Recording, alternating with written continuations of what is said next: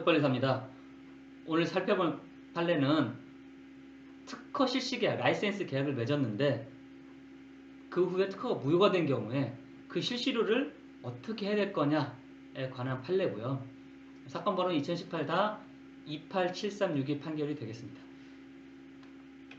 우선 대법원 판례 내용을 좀 간단히 살펴보시면 판시 사항은 특허 발명 실시 계약이 체결된 이후에 특허 무효가 확정된 경우에 특허권자가 실시 계약이 유효하게 존재하는 기간 동안에 특허 실시료를 청구할 수 있는가에 대해서 원칙적으로 적극, 즉 청구할 수 있다라는 게 결론이고요. 핵심 내용은 특허 발명 실시 계약이 목적이 된 특허가 불가능하게 된 경우가 아니라면, 그러니까 특허 발명 자체를 실시하는 게 불가능하게 된 경우가 아니라면 특허 무효의 소급표에도 불구하고 그 특허를 대상으로 하여 체결된 실시 계약이 원시적으로 이행 불능 상태에 있었다고 볼 수 없고, 다만 특허 무효가 확정되면 그때부터 실시 계약은 이행 불능 상태에 빠지게 된다라고 보아야 한다. 따라서 특허권자는 원칙적으로 실시 계약이 유효하게 존재하는 기간 동안 실시료 지급을 청구할 수 있다라는 게 결론인데, 내용이 좀 어렵습니다. 결론은 간단하게 얘기하면 특허가 무효가 돼도 실시료는 지급해야 된다. 그 기간 동안. 이미 결론이지만 구체적인 내용을 좀 살펴보면 조금은 복잡한 내용이고, 따라서 이 사건에 대한 구체적인 사례를 좀 살펴보도록 하겠습니다. 1심 판결부터 살펴보면 사실 내용이 좀 복잡합니다. 당사자도 좀 많고, 여기에는 지금 A사, B사만 표시되어 있지만 참가인도 있고 좀 복잡한 사안이 좀 있는데, 그냥 심플하게 우리가 원하는 내용만 좀 뽑아서 보도록 하면, 우선은 A사와 B사가 있고요. A사의 대표는 C라는 사람이 되겠습니다. 그래서 A사와 B사는 특허에 대해서 통상실시권을 A사가 B사한테 허락을 했습니다. 판결을 보면 구두로 허락했다 이런 내용들이 있는데, 어쨌든 통상실시권 허락한 게 인정이 됐고요. B사는 A사의 대표이사인 C한테 매월 650만 원을 지급했습니다. 그래서 2011년 7월 5일부터 2014년 3월 5일까지 매월 650만 원을 지급을 했고요. 물론 중간에 보면 조금 덜 지급한 달도 있고 그렇긴 하지만 어쨌든 지급을 했습니다. 근데 B사가 2014년 3월 5일 이후부터는 돈을 지급하지 않은 거예요. 그러니까 A사가 B사한테 2014년 5월 21일 날 실시료를 주지 않았다라는 이유로 통상실시권 계약을 해지하는 통지를 했습니다. 그러고 나서도 B사가 계속 그걸 쓰고 있으니까, 특허 발명 실시하고 있으니까 A사가 B사를 상대로 통상실시권이 해지됐는데 너 계속 쓰고 있으니까 이건 특허권 침해야. 따라서 침해하지 마. 그리고 손해배상해. 라고 청구를 한 겁니다. 그에 대해서 B사는 뭐라고 얘기했냐면, 야, 우리는 통상실시권이 아직 있어. 우리가 설정받은 통상실시권은 무상으로 쓰기로 했던 거였어. 그러니까 A사가 야, 너 650만씩 매달 지급했는데? 라고 주장을 했을 거고, 그에 대해서 B사는 대표이사인 C한테 매월 650만원씩 준 거는 통상실시권 실시료가 아니고 기술 자문료다. 그거는 기술 자문료지 실시료가 아니다. 실시권은 무상이었다. 따라서 A사가 실시료를 지급하지 않았던 이유로 통상실시권을 해지하는 거는 부적법하다. 그래서 우리는 아직 통상실시권을 가지고 있다. 라고 주장한 사안이었습니다. 내용은 대략 파악이 되셨을 것 같고요. 그래서 이제 A사와 B사가 특허 침해를 가지고 다투게 된 사안입니다. 결론적으로는 1심에서 어떻게 판단했냐면, 여러 가지 정황들을 파악하고요. 그렇게 해서 어떻게 결론적으로 판단했냐면, A사와 B사는 매월 650만원씩 실시료를 지급하는 조건으로 통상실시권을 맺은 거다. 따라서 B사는 돈을 매월 650만원씩 줘야 되고, 그걸 주지 않아서 A사가 통상실시권 해지한 거는 적법하다. 그래서 해지는 적법하게 됐다.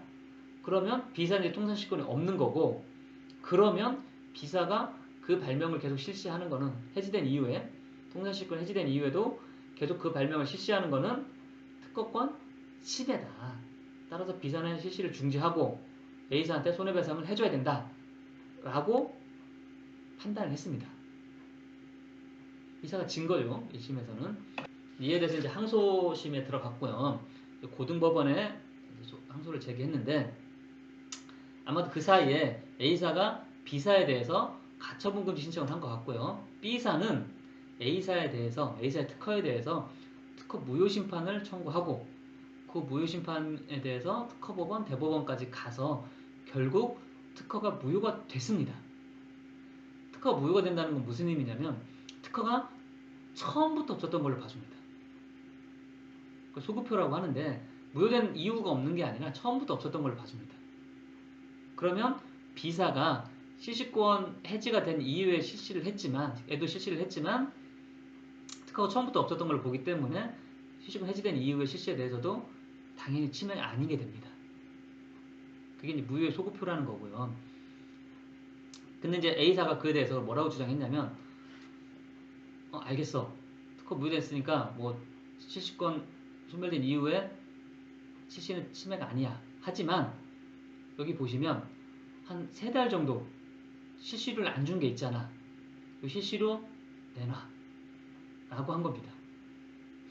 그리고 또 가처분 금지가 됐고 또 실시 계약이 맺어져 있는데 그 기간 동안 실시를 주지 않은 거 그리고 가처분이 돼 있는데 특허 무효를 거른 거에 대해서 그런 행위들이 부정경쟁 행위고 또는 민법상 불법 행위다. 따라서 손해배상을 내놔라. 손해배상을 해라. 라고 청구를 한 겁니다. 그에 대해서 B사는 무슨 소리냐. 특허가 무효가 됐으면 소급표가 있기 때문에 A사는 처음부터 특허권자가 아니다. 따라서 CC를 못 준다. 주면 안 된다. 그리고 특허가 처음부터 없었는데 이제 와서 CC를 내놔라 하는 거는 권리 남용에 해당한다. 없는 권리를 막 주장하는 거니까 권리 남용에 해당한다라고 주장을 했습니다. 이에 대해서 고등법은 어떻게 판단했냐면 우선 첫 번째로 A사가 B사한테 CC로 내놔 라고 한 거에 대해서 권리 남용이냐? 판례는 아니다. 권리 남용이 아니다. 왜냐? 특허 실시계약의 목적은 여기 보시는 것처럼 실시권자의 발명 실시에 대해서 특허권자가 침해배상을 청구하거나 뭐 그런 걸 하지 않는 의무를 부담하는 거다. 그래서 실시계약 맺고 있는 동안 특허권자가 그러니까 A사가 B사한테 침해 안 걸지 않았냐. 이런 거에 불과하기 때문에 특허 무효 소급표가 있다 하더라도 그 실시계약을 맺을 당시부터 원시적으로 이행 불능 상태에 있지 않았다. 그때는 그게 당연히 유효했다. 그리고 피고 B사는 그 기간 동안 실시 계약 기간 동안 이 발명을 잘 쓰고 있었다. 그리고 실시 계약에 전제된 특허권은 뭐 상황에 따라서 무효가 될 수도 있다. 그리고 실시 계약 내용에 특허권 실시 이외에 기술이나 노하우가 제공되는 것들이 포함되는 경우가 많다. 그리고 특허권 실시 계약은 계속적 계약 관계에 해당한다. 라는 것들을 고려할 때 당연히 실시 청구할 수 있다. 라고 판단을 했습니다. 그렇게 판단했고요. 그 다음에 B사가 실시료를 일부 지급하지 않은 것과 그 다음에 가처분되어 있는데 특허를 무효를 거른 것들에 대해서도 어떻게 판단했냐면 부정경쟁 행위 및 불법 행위가 아니다. 실시료 계약을 맺었지만 실시료를 지급하지 않았다라고 하는 거는 실시료만 주면 되지. 그 자체가 뭐 불공정 행위나 이런 건 아니고 가처분 사건에서 패소한 이후에도 특허를 무효를 주장하는 심판이나 소송 절차를 진행할 수 있다. 그게 왜 불공정 행위냐. 따라서 청구 인정 못한다. 이렇게 한 거죠. 결론적으로는 실시료는 줘야 되고 무효를 걸거나 한 것들에 대해서는 별 문제가 되지 않는다. 라고 판단한 겁니다. 뭐 이에 대해서 대법원은 고등법원과 뭐 거의 비슷한 논조를 유지하고 있고요. 여기 아까 그 처음 보여드렸던 판결문의 요지를 보면 특허 무효가 확정되면 특허권은 처음부터 없었던 걸 본다. 이게 이제 소급표라는 거고요. 그러나 실시계약이 체결된 이후에 특허권이 무효가 확정된 경우에도 특허 발명 실시 계약이 계약 체결 시부터 무효로 되는지는 특허권이 무효로 되는지는 별도로 판단해야 된다. 그러니까 특허권이 무효가 되는 것과 계약 자체가 무효가 되는 건 다른 문제다. 라고 판단을 했고 그러면서 이제 그 구체적으로 살펴보면서 아까 고등법원에 에서 판단했던 논리와 비슷한 논리인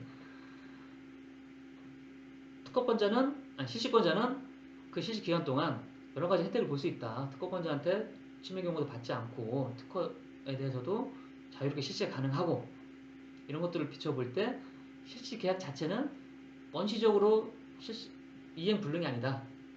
다만 특허가 무효가 확정되면 그때부터 이행 불능에 빠지게 된다. 따라서 특허권자는 원칙적으로 실시계약이 유효하게 있는 동안 실시료를 받을 수 있다. 지급을 청구할 수 있다. 라는 법리하에, 그런 판단하에 피고 B사는 한 3개월 동안 지급 안 한 그 돈을 지급해야 된다. 라고 판단한 사례입니다.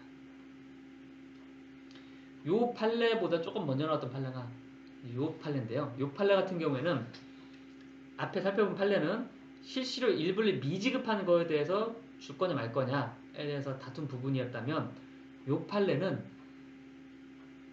실시 계약을 맺고요. 라이센스 계약을 맺고 추후에 특허가 무효가 됐어요. 그거에 대해서 그동안 지급했던 실시료를 돌려줘. 특허가 무효가 된다는 건 소급표가 있어서 처음부터 특허 없었던 걸로 보는 건데 그러면 그동안 받은 돈은 부당하게 받은 거 아니냐? 부당이득 아니냐? 그러니까 돌려줘. 라고 했던 건데 판례가 앞에 설명드린 판례와 비슷한 논리로 실시 계약 기간 동안 실시를 청구할 수 있으니까 그거는 반환할 필요가 없다. 라고 판단했고요. 또 나중에 특허가 무효가 된 걸 이유로 나 계약 취소할래. 내가 몰라서 무효될지 몰랐으니까 이건 착오야. 계약을 취소할래. 라고 주장한 부분에 대해서도 취소할 수 없다. 그 유효성이 계약 체결의 동기 표시되어 있고 그게 중요한 부분에 해당하는 특별한 사정이 없는 한 실시 계약을 취소할 수는 없다. 라고 판단한 사례입니다. 정리하면 특허 라이센스 계약을 맺고요. 나중에 그 특허가 무효가 됐다. 라고 하는 경우에도 그 라이센스 계약, 실시 계약을 맺은 기간 동안의 실시료는 지급해야 된다. 라는 게 오늘의 중요한 논점이 되겠습니다. 관련해서 질문 있으면 댓글로 남겨주시고요. 여기 IP케이스넷 사이트에도 자료가 업로드 되어 있으니까 확인하셔서 활용하시면 될 것 같습니다. 감사합니다.